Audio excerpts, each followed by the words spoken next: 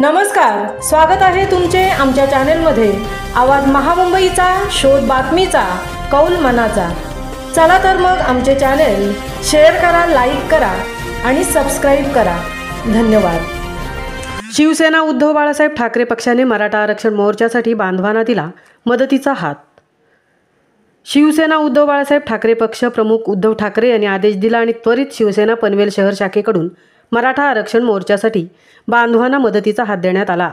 शिवसेना उद्धव बाळासाहेब ठाकरे गटाचे प्रभाग 20चे पदाधिकारी आणि शिवसैनिक मराठा मोर्चासाठी आलेल्या बांधवांसाठी नाश्ता आणि जेवण घेऊन पनवेल रेल्वे स्टेशन व परिसरात पोहोचवले।